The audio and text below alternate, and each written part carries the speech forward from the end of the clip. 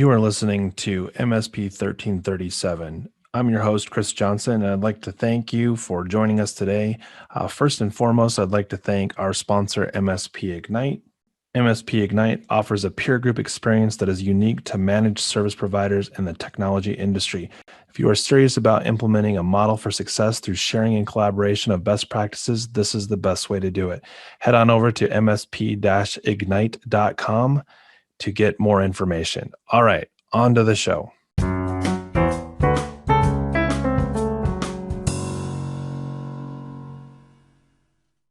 Welcome, everybody, to this episode of MSP 1337. I apologize. Normally, this would have been released yesterday, but I wasn't feeling well. And so, like many of you who are under the weather for one reason or another, you get it on Wednesday morning.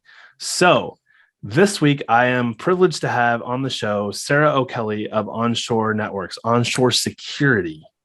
We are no longer onShore Networks, correct? Correct. Welcome, Sarah, to the show. Hey, Chris, how are you this morning? It is early, and I think you have a key word for those listening that there might be some sound effects that get throughout the episode that are not actually digital recreations. They are us sharing vocally how we really feel. Yeah, we have both been a little under the weather. I know you just had a booster, and I just live in Chicago, and that's all of the reason. Yeah. I was going to say it's cold, and there's a little bit of a cold running around, and so I'm a little sniffly today. But we work through stuff. Yeah. And as much as I really did want to not come in today, I knew that not coming into work was kind of like saying I'm admitting defeat, and I still have to do the work. It's just now it's tagged on to the duration that has been missed. So we can't claw time back. We just cram more things into the shorter period of time we have, right? Yeah. Oh, yeah. So we've been doing a series of episodes over the last, I'm going to say 4 to 6 weeks that has either been very specific to an SMB. And when I say SMB, I'm talking about managed service providers that have a focus on businesses that in most cases are less than 100 seats, less than 100 employees. You and I work together with a lot of onshore clients that are definitely more than 100 seats. And one of the things that I've observed is there's not really a big difference in the organizational needs. They're just either amplified because it's a larger organization, or it's actually almost hidden because the preconceived notion is that they've already got this under control, and you almost are, you don't pull the covers back, or you don't ask those questions. Yeah, sure. So this week I want to talk about governance for the SMB and how it impacts your security posture and how it uncovers sort of the hidden vulnerabilities that you might have in the other domains because it shows a false sense of security. No pun intended. The second part of that is, and as I was saying, with larger organizations, quite honestly, they're just as much as an SMB in the IT space as an MSP is catering to SMB businesses, because their IT infrastructure is often only 1 or 2, maybe 3 or 4 people. So when you do the math, that's 3 to 4 people supporting an organization that might be 1,000 seats. The only difference between what an MSP is doing and what they're doing is it's all under one roof. Yeah. And, we have been in an environment, and I stepped into IT back in the late 90s. And there was IT in the 90s? I know, was that when we serviced game consoles? I was going to say that was when we had to walk uphill with a Cat 5 cable both ways in the snow. And you really used spit to fix something. Like if that Nintendo cartridge wouldn't load, like you just blew on that and that moisture, like you were good to go. Oh, I used to actually keep a box of defective mice next to my desk when I was at a large banking provider that is still around, so I'm not going to out them, literally because it was too expensive to continually replace mice when they just needed to be cleaned. So that was the busy work for when calls weren't coming in, is we would open the mouse up, take the Get mouse the ball rubbing out. alcohol. Yeah, that was so those were the days. But I think that we tend to look at security requirements traditionally in a very reactive kind of a way. Oh, no It's, question.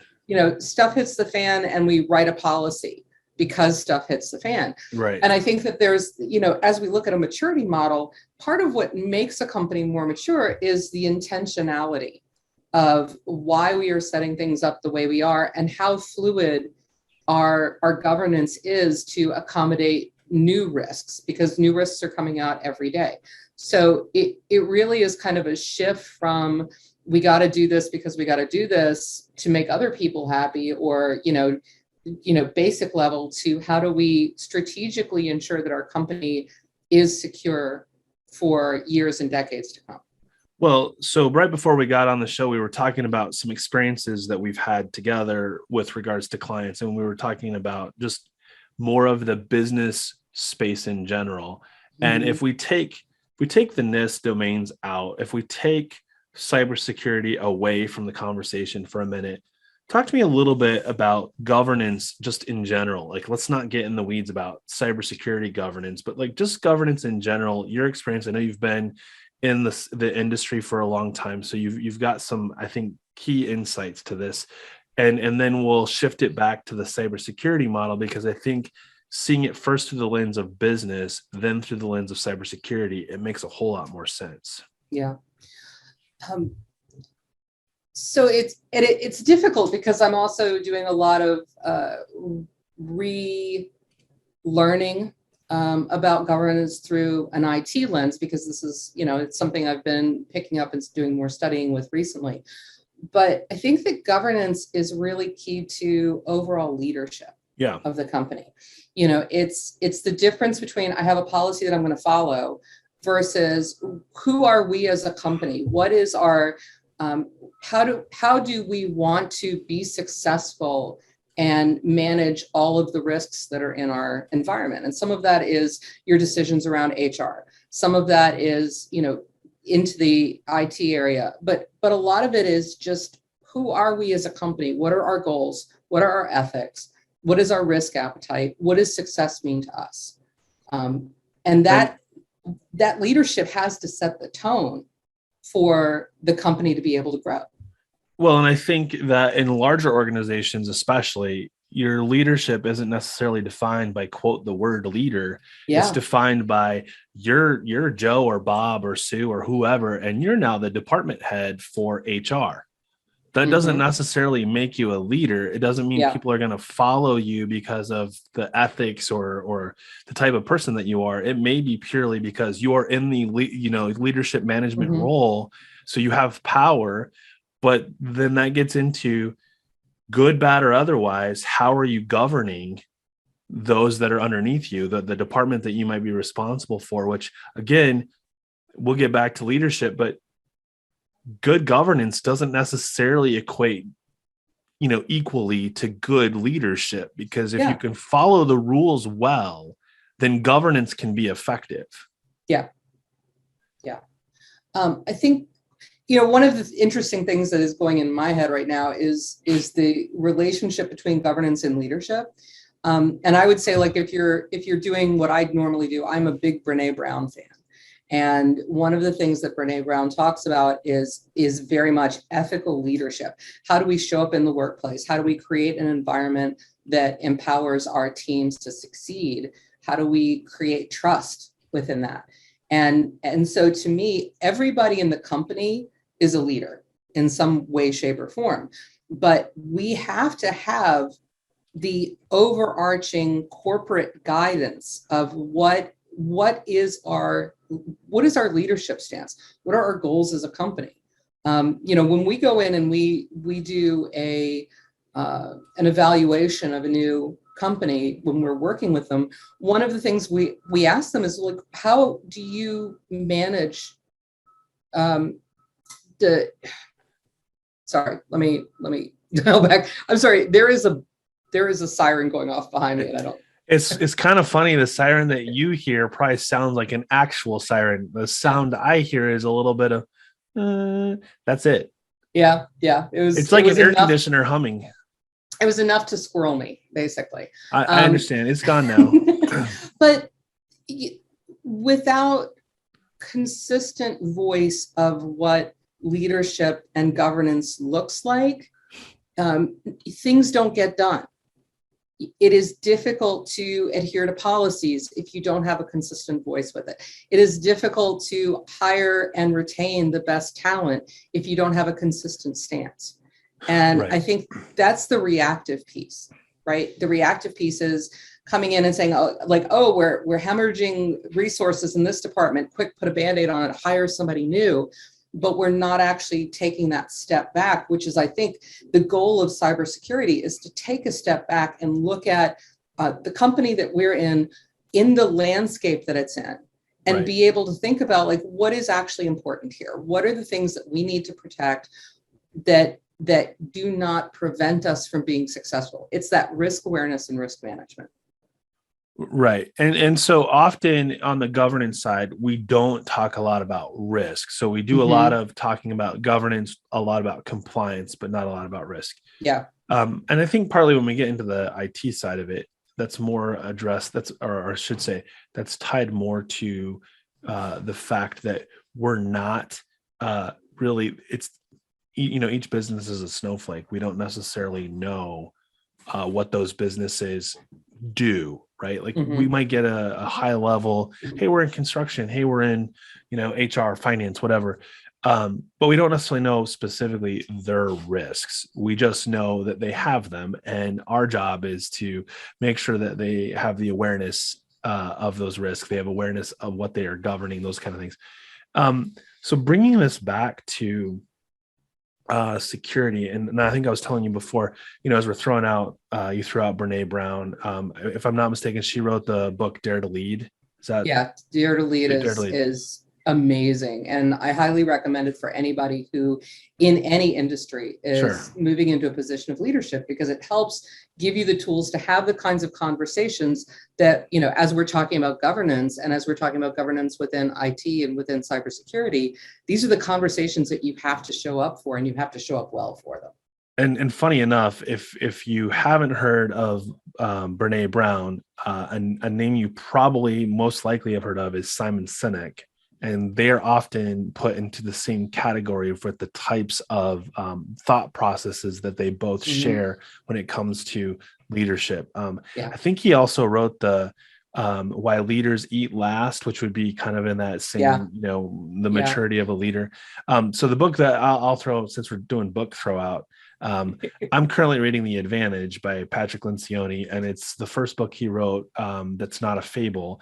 And it is it is very clear from the get-go that it is for departments, it's for nonprofits, churches, you name it, all the way to large organizations. And the premise of the book is health in your organization. And the gist of it was to get away from the idea that healthy organizations are touchy-feely organizations, which is where a lot of CEOs and owners, leaders get squeamish, is they don't like to go down the touchy-feely path, or it's beneath them. And the funny part is, and the book points it out, this has nothing to do with touchy-feely. This has to do with who is your leadership team, and then defining clarity. And I think when you have those two things, that's what separates you from the okay businesses, or the ones that are doing well but not great, and being great. And as we incorporate cybersecurity back into this conversation, the biggest challenge we face, in my opinion, is this false sense of security that most SMB and even larger organizations have, because they score relatively high in the areas of identification, protection, detection, response. And the governance side, even if they score okay in governance, like it's not bad score, their lowest scores are almost always compliance and policy. Well, those are the least clear cut, I would say. I mean, the first time that I had to sit down and write a policy, the first time I had to sit down and write a policy, I think I cried that night. I really do. I think I just threw my hands up in the air and I cried, because it didn't it didn't make sense to me at the time.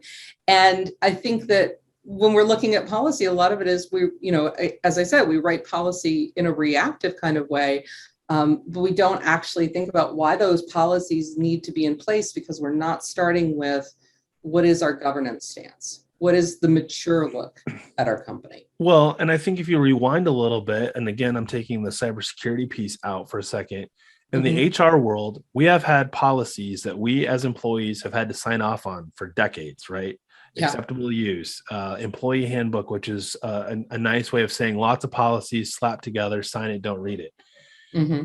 If you boil that down to what we've seen come out in an employee handbook in the last 20 years, we've seen things like acceptable use of work equipment, whether it's the office furniture and the gym to the computer. And then you get into things like now showing up in those same handbooks are things like internet use, the appropriate usage of email, not to use email for personal use, and or moonlighting might be language that's now in there specific to what has transpired over the past couple of years now with the work from home and the ability to what they call, work something where you can I work 2 full-time jobs and nobody knows that I work 2 full-time jobs. I work, if you work around the clock, more power to you. Right. But now we're in a not so mature space, right? When we talk about policies from a cybersecurity standpoint, it's not mature.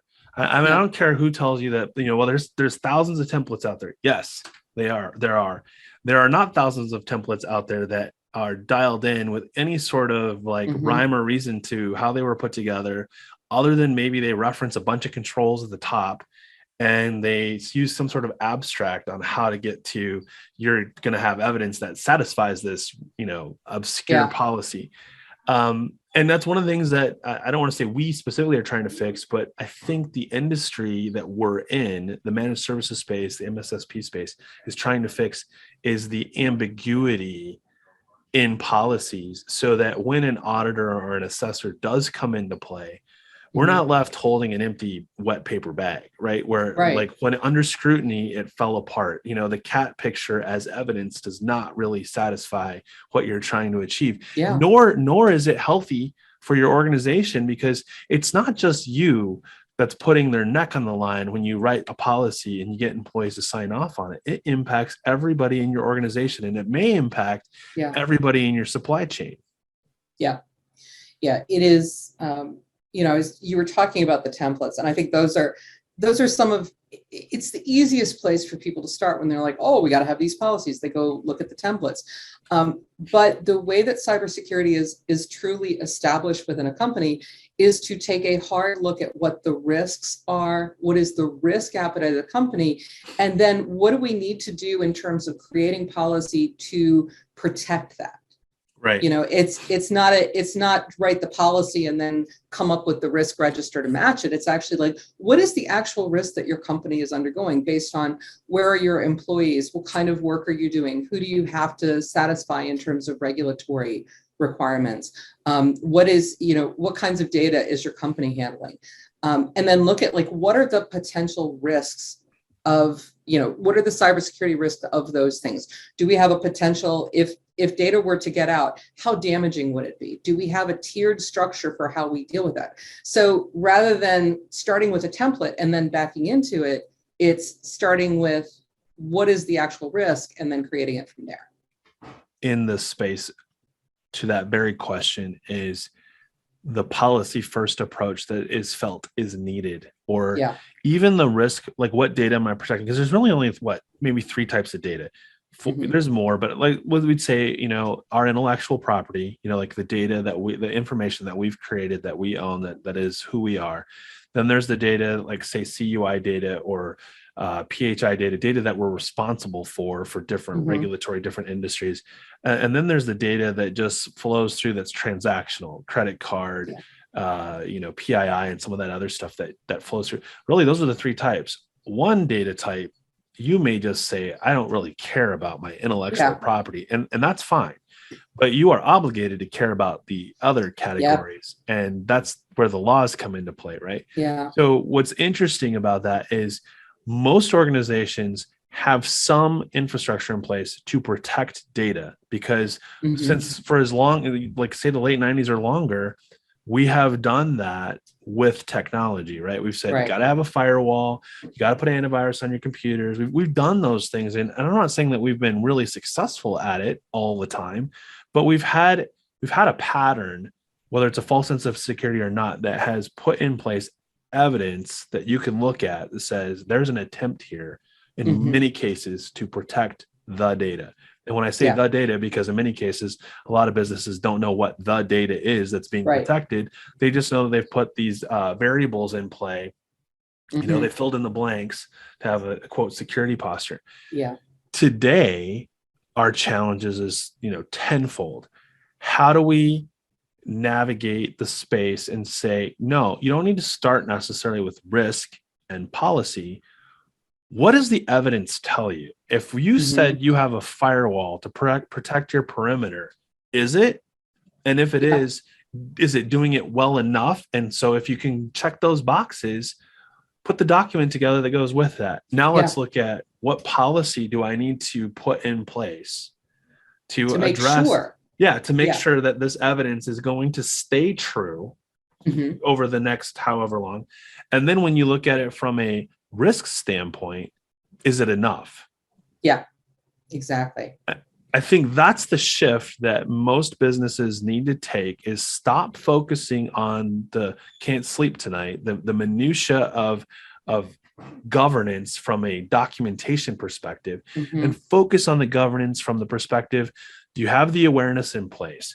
Do you have the processes in place? Because whether they're documented or not, do you have the controls being satisfied that you're obligated to satisfy when you look at the evidence?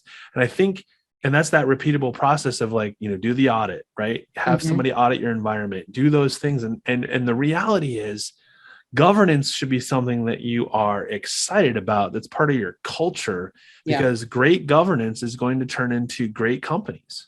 Yeah. Well, and we were talking with a client recently who is just wrapping up an audit. And one of the things that I mentioned is, an audit is actually an opportunity for growth. When we approach an audit with what are we going to learn about our company that we didn't already know that we can do differently or do better, the post-mortem after the audit is really, that should feed into like ongoing growth of the governance program. Right. And so as we're wrapping up here, it makes me think about how the other categories become easier to see real maturity, right? Because if I'm doing a good job with governance, then I will see the holes without having someone do an audit on things like detect and respond or protect, because when you look at governance, you're like, well, what level of satisfying these controls do I need to achieve? Have I addressed the control? Because I don't care what framework it is. If it tells you that you have to do something, that doesn't mean you can, right? Just because you're told you have to do that doesn't mean that you have the financial means or the resources to do what's being told of you. Now, that could impact the businesses that you can take on. It could put you out of business. A lot of things that could happen, but that doesn't mean it just is going to happen because you have to do it. We go through this all the time. Clean your room. Right. And if you don't clean your room, there's going to be consequences. Okay. Well, I was really busy today and I didn't get to it. So my room's not clean. What are the consequences? In many cases, you don't know what the consequences are growing up until you didn't do it and you find out what the consequences are. Right. I think that's the reality that we're in right now, is that most businesses are more worried about checking boxes than they are about what would really happen if anything were to go wrong. And then to your point, we're back to, I'm writing this policy because of what happened 3 months ago. It's like, well, then it's already wrong. It's already not going to work because you're writing it to a specific scenario that's unlikely to happen again. You will probably have some different scenario take place. And now you have a policy that's so specific, it's one and done. Hey, that's our stack of old policies. It's like somebody writing a policy specifically for the Log4j vulnerability. That's not a policy. Right. That is, but the policy should develop. Like if you've had a Log4j issue, it's like, what can we do with what we have to minimize or eliminate the risk of this happening and affecting our network? And so then you get into something real. It's like, oh, we screwed up here. We missed this. This is a new vulnerability. What can we do to better prepare ourselves in a proactive defensive stance in the future? And that's the difference between like a policy and a procedure. We want to go for, procedures are going to come and go. Procedures are going to change just as your technology changes. But the policy should be the thing that you come back to every year. That's the other thing is, this is not like a Ronco rotisserie thing. You can't just set it and forget it. Policies need to be looked at with that critical eye every year and not just rubber stamped because the audit's coming around. Right. And so it's a strategic approach as opposed to a reactive approach.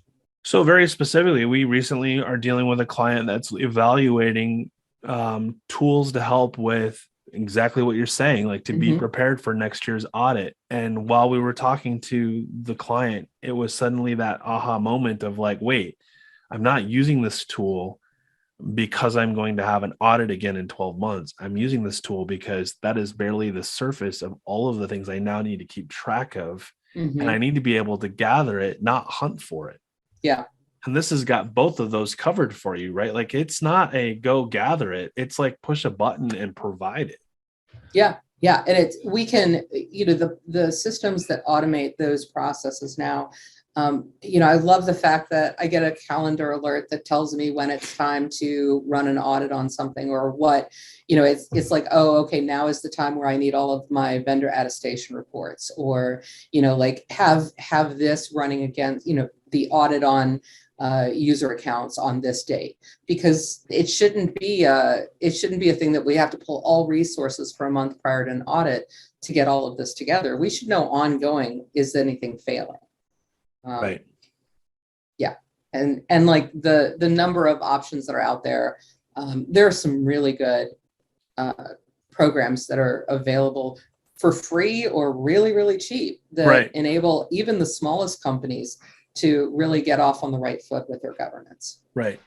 Along those lines, I think it's really important that when we talk about governance, we're not talking about this huge heavy lift. This shouldn't be, this isn't about twisting your arm, getting you to write checks. It's about an approach that enables you to be successful in the other domains by spending some time on the governance side. And in fact, you don't even have to get into the tools and the frameworks.